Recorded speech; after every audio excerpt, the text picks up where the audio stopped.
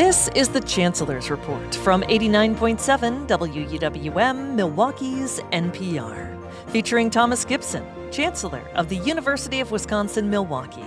And here's your host, WUWM General Manager, David Lee. Hey everyone, and thank you for joining the UWM Chancellor's Report here on 89.7 WUWM. I'm David Lee, General Manager at the station, and today, UWM Chancellor Thomas Gibson and I are talking sports. Yes, we are, David. Good to see you. So good to see you. Welcome back. Tom, were you an athlete growing up? Absolutely not. No? I actually attended a magnet high school in New Haven, Connecticut. There were no sports available at my school. So it wasn't a sports magnet? No. The curricular focuses were business administration and healthcare. Yeah. But if one wanted to play sports, you could at another high school within the district. Yeah, but you weren't one of those kids. I was not. I was hyper-focused on my studies. Similarly, I went to a magnet arts school that did not have a real sports program, and then I went to a Division III college, which amongst this group of guests feels weird to say that I played a few games of basketball with the group there, and it was very different than I guess what we're going to be talking about today. So even though we're not athletes, or we weren't athletes, you definitely wanted to devote this show today to talking about athletics. Tell me why you think sports and athletics are so important to UWM. So I fully subscribed to the notion that athletics and sports are the front porch to any college or university. It's one of the primary ways in which we can invite the greater community onto our campus and really learn about what we do and what we are all about. Additionally, I think athletics helps to contribute to the vibrancy on campus, and it certainly allows our students to continue their sports passion at the highest collegiate level. So all in all, it just really adds to the vibrancy and the fabric of our institution. That's great. So why don't you introduce our guests? So with us today is Amanda Braun, Athletics Director, and Bart Lundy, head coach of the Panther men's basketball team. This is so great. Welcome. We usually have, and I'm not shading the professors that we usually have on the show, but definitely when I told people who was coming in today, they were like, oh, they're famous. So welcome, Amanda. Let's start with you. You heard what Chancellor Gibson said about the importance of athletics at the university. Anything else you'd like to add as our athletics director? Yeah, sure. And thanks for having us here, David and Chancellor Gibson. I agree with the way he characterized athletics on a college campus. It's been my choice to stay in higher education on college campuses with athletics because it does serve the institution in addition to the student athletes. So the way we look at what we do is providing a top-notch experience for our student athletes, right, in every facet of what they do.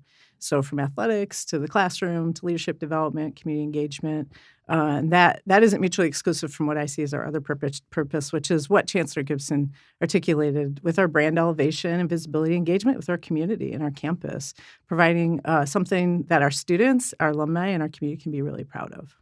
So you also played college sports, Yes. and in the NCAA advertisements, they always say like 99.9% of college athletes go on to something else. So you're a picture of that, right? Like having played college sports and now doing something related, but not being a professional athlete. Yeah. I mean, growing up, I think I couldn't imagine doing anything else. I was a gym rat, probably a lot like Bart over here, and grew up with it, but then entering into the world of college, that wasn't necessarily on my mind. So I sort of stumbled into it and have never looked back. I just absolutely love what I do every day. That's great.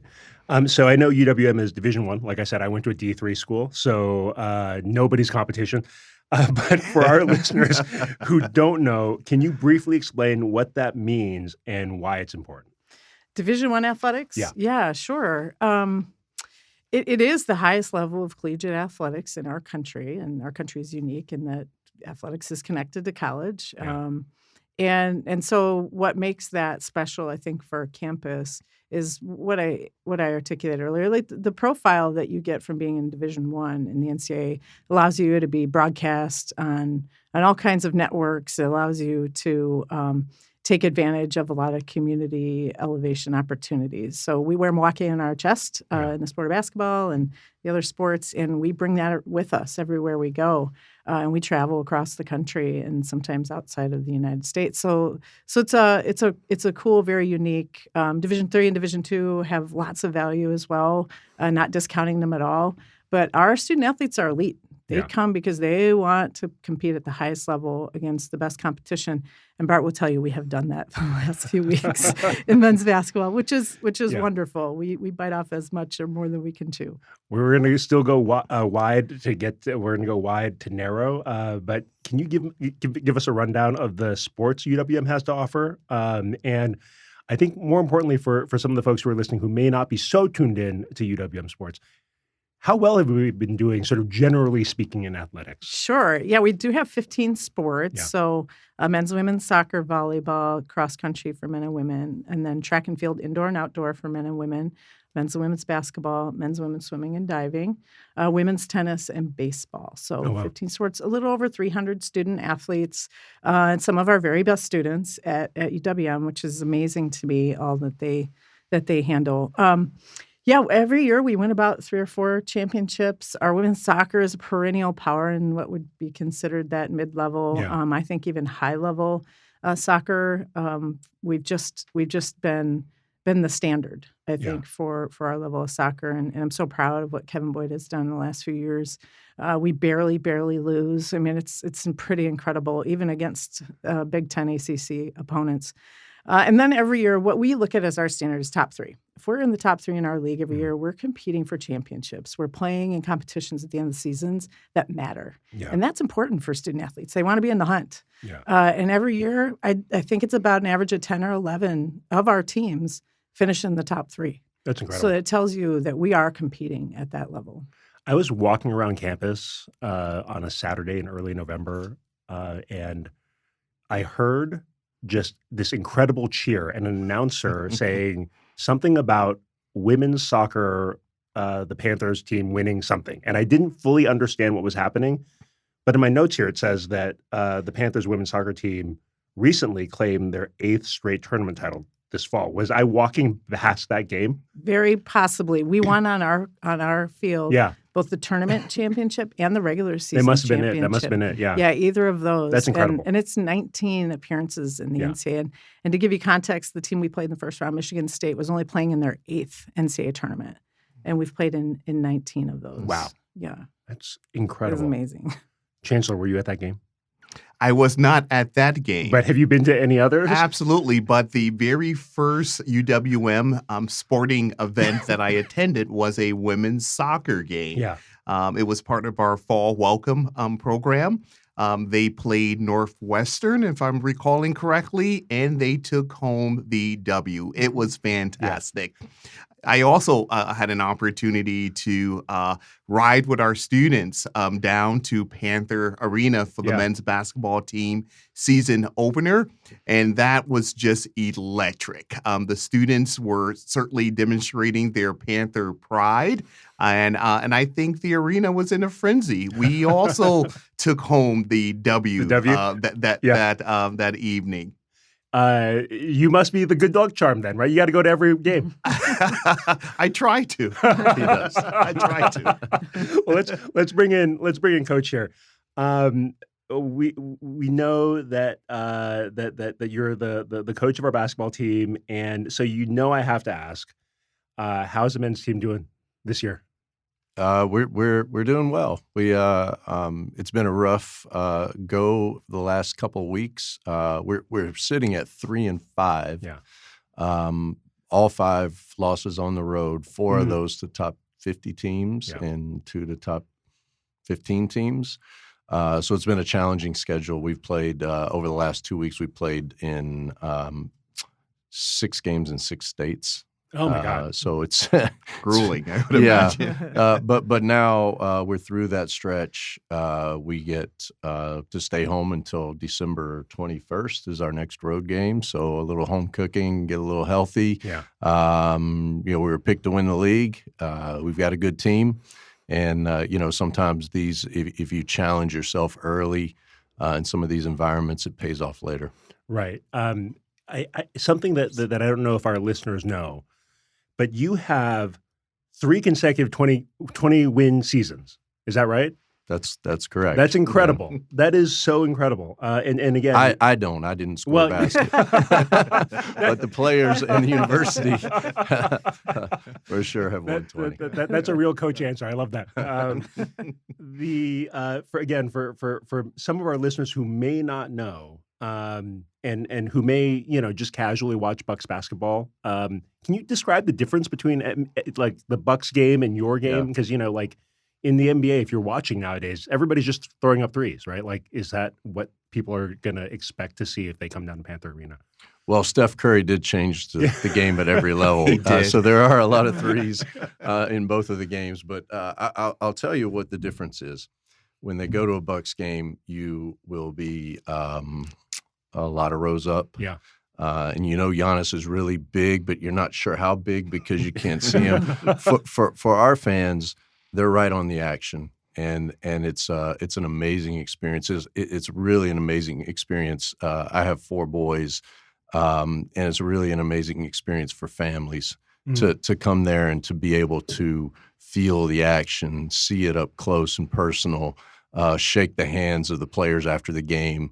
We led the country in fast break points last year. So we play really fast, and it's exciting, and it's a fun. It's by far, I can say this, it's by far the best sports value in the city. That's incredible for what you get and the experience you get. And Amanda and her team, off the court, what happens during the game is also spectacular. It's not quite to the NBA level, but it's a fun environment. Yeah. I've lived in Milwaukee for 15 years. I haven't been to a Panthers game yet. That's going to change this season. I hope so, David. Well, you and I are going to go. You and I are going to go. Yes. And here's the door closing as we walk out of the studio. We have to remedy that. Yeah, that's right. Okay, so Coach, you're in your 4th season. Why'd you decide to come to UWM and Milwaukee? Wow. I was prepping my team in Charlotte for an NCAA tournament game, and my phone rang, and it was a search firm, and they said, Amanda Braun would like to speak with you. Wasn't really looking for a job. Spoke with Amanda. I had been here at Marquette for 3 years, so I was familiar with the city. I spoke with Amanda, came up and visited, and realized that her vision, the university's vision, what the university is about, aligned with kind of what I believe a basketball program should be about. We're about obviously the front porch, but the university gives opportunities to everyone in the city and everyone in the state. So the access part was huge for me because I think you get to a point in your career where you want not only to win basketball games, but you go from just trying to have success to having significance. And here in the city, the university can have real significance, and we're a part of that. I saw where it could go. I saw where it had been. It is one of these deals where you have about, I don't know how yours was, Chancellor, but I had about 6 hours to make a decision. Oh, my God. And don't regret a second of it. Yeah. It's been amazing. The folks here in Milwaukee are amazing. The university is amazing. And so happy to be here and to be able to try to get our program to represent this awesome university. In my research, I saw an interview that you did with another podcast, and you had said you were talking about some of the challenges that with the recent changes to NIL, the transience of talent that you have, and that sort of like sometimes players will be here for a year or two before moving on. Mm-hmm.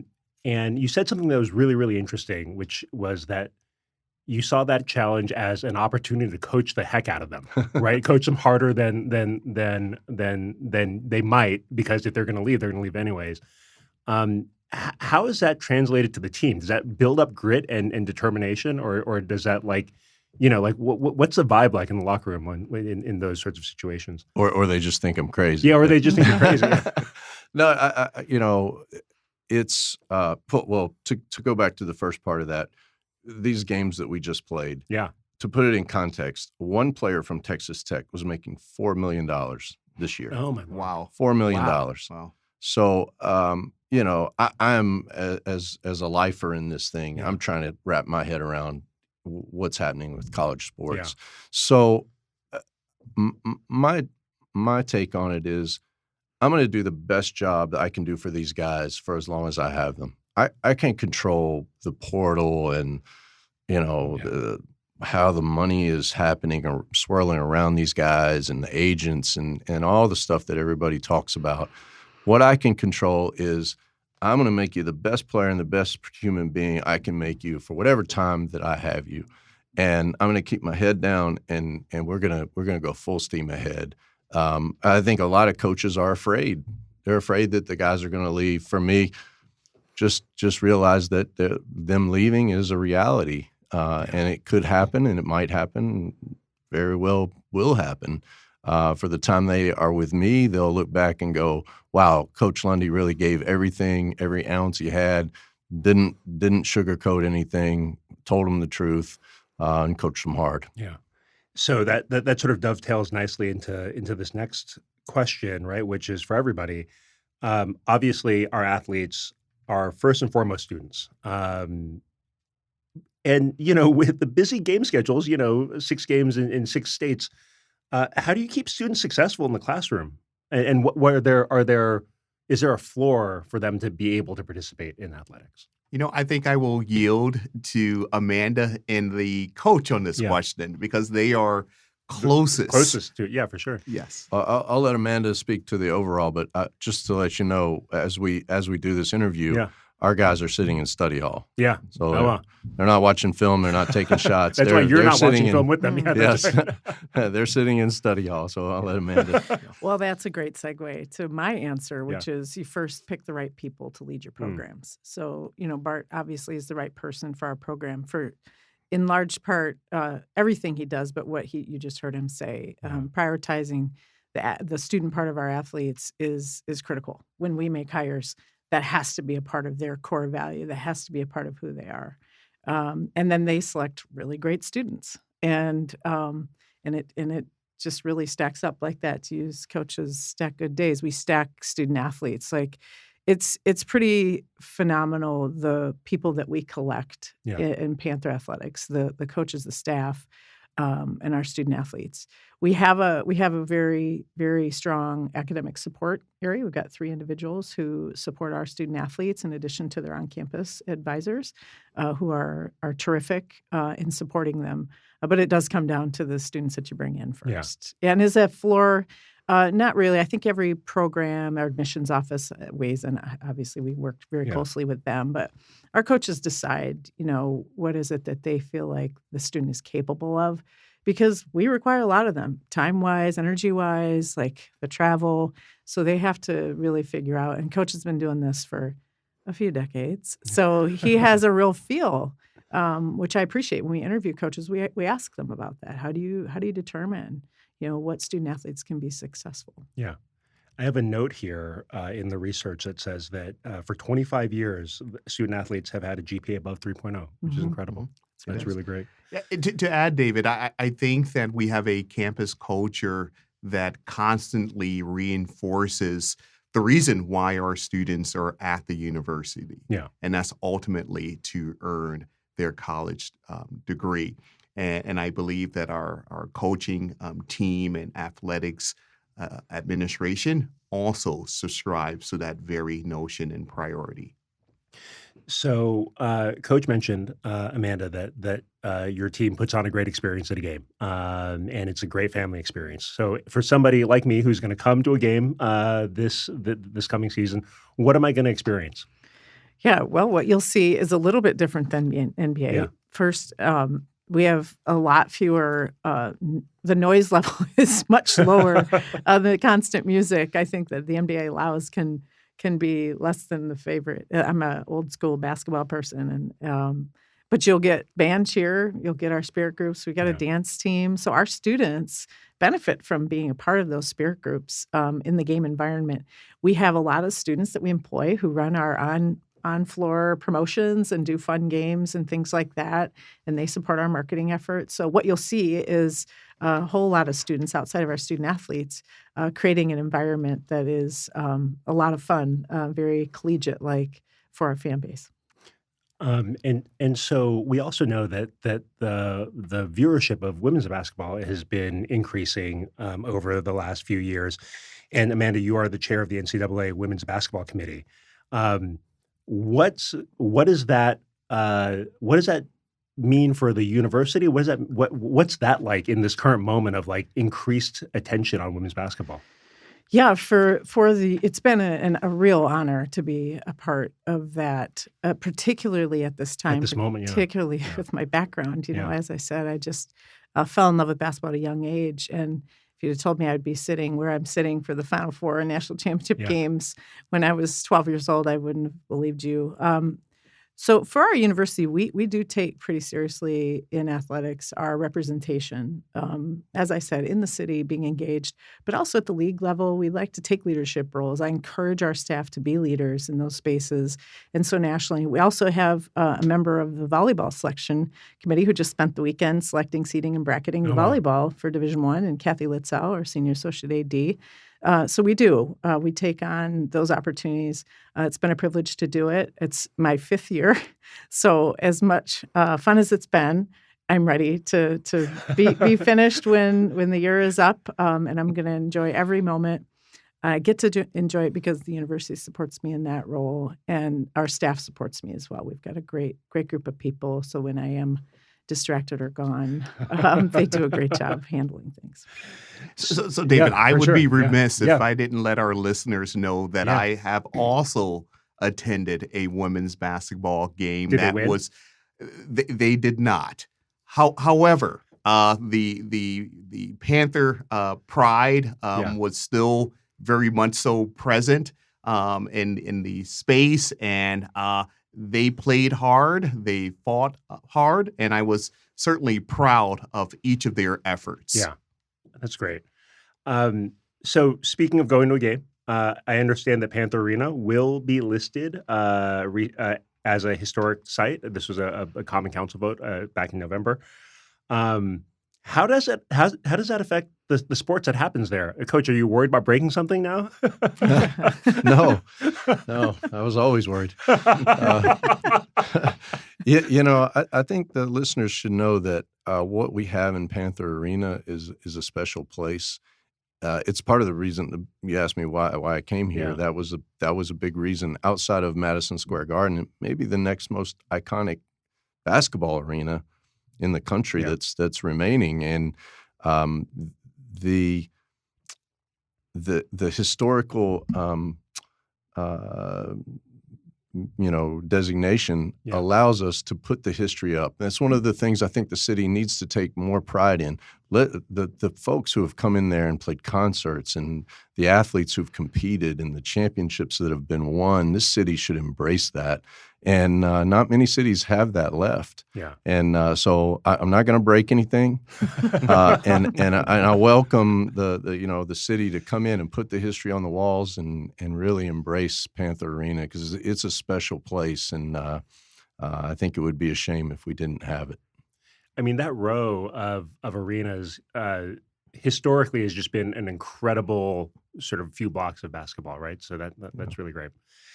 As our time is winding down, and this has been such a great discussion, and it reminds me how important it is for us to have sports on our air. So thank you all for taking some time to visit with us. We like to wrap up our show by sharing the coolest thing that we've done in the past month. And so, Chancellor, let's begin with you, and we'll take it around. Sure. So approximately a week or so ago, I had the privilege of attending our student theater performance of Scapino, and it was entertaining. It was funny, and our students were absolutely brilliant. I really enjoyed it. That's great. Where was that playing at on campus? On campus. Yeah. And the name of the theater escapes me, but it's within our Peck School of the Arts. For sure. Yeah. Yes. That's great. Oh, that actually reminds me. It's sort of looping back really, really quickly. If somebody wants to go to a Panther game or any sort of athletics, where do they go? mkepanthers.com. mkepanthers.com. That's right. Okay. mkepanthers.com. Once again. Coach Lundy, coolest thing you've done in the last month? Well, I struggle with cool, but that's hard for me to believe. But that's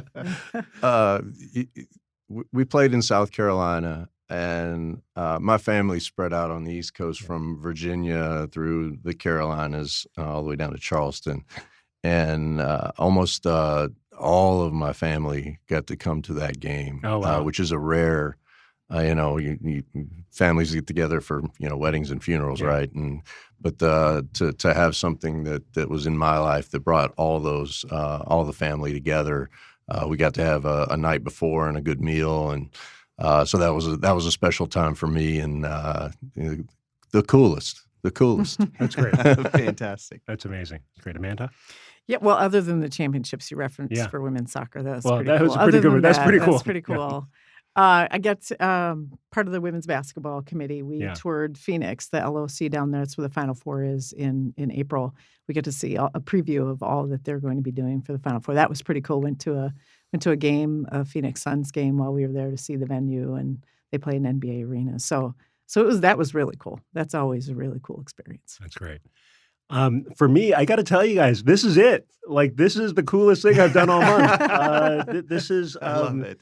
I'm a basketball fan. I love watching it, love playing it, and I have over the course of my life met a few NBA coaches, which has been great. So, like, this conversation has been super fun, and being able to talk about why athletics is important to the university and to our city. And the way that you all are such incredible ambassadors for not only the program, the sport, but also the university has just been really, really great. Thank you so much for joining us today here on the Chancellor's Report. Thank you all so much. Thank you, David. And thank you, Amanda and Bart. Thank you, Chancellor. Thank you. You've been listening to the Chancellor's Report featuring Thomas Gibson, Chancellor of the University of Wisconsin-Milwaukee. If you'd like more information, go to uwm.edu/chancellor.